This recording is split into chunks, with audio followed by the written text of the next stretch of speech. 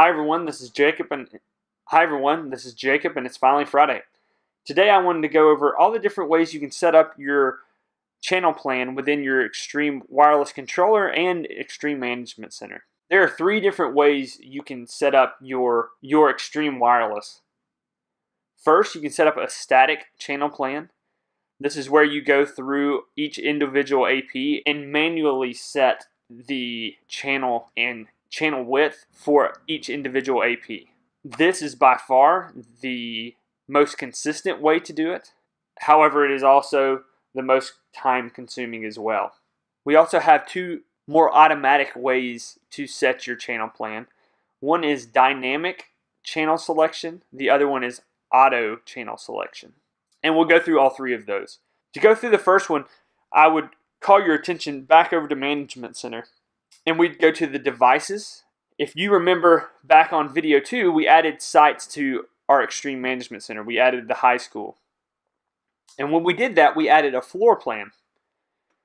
If we go to the floor plan, you can see that we moved APs around and placed them in their location on our floor plan. Now this takes time. A lot of that depends on your AP naming scheme. If you have a good naming scheme for your APs, then you can drag them into the locations much quicker. Still takes a little bit of time, but once you do that, anytime the AP channels change, they will automatically update. So you'll always have a floor plan with the correct AP channel settings on them. So you can go through here and you can set all of these channels and make sure you have the appropriate distance and there's no channel overlap, and you'll have a solid AP channel selection across your environment. So that is one of the more time-consuming ways to do it, but is the most consistent, and I would argue is the best way to do it. Another two ways of doing it would be to go to your APs within your wireless controller, and you can do an automatic channel selection or a dynamic channel selection. The difference between the two is automatic channel selection takes place one time.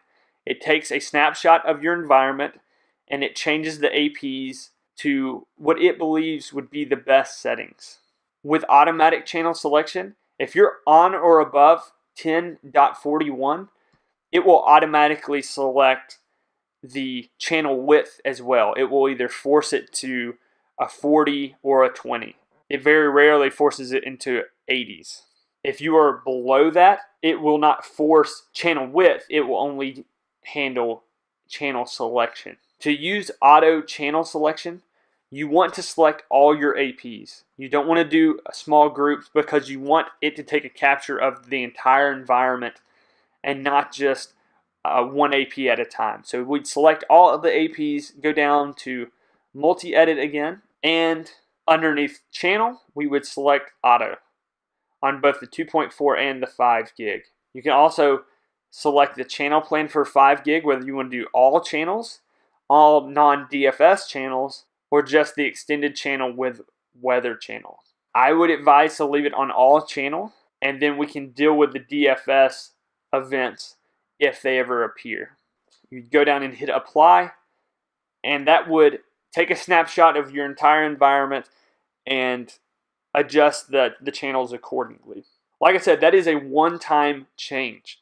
It will not continuously look at the environment and change your channel settings. If you want to do that, that is what we call a dynamic channel selection. We could go back to multi-edit, and that's when we deal with our dynamic channel set.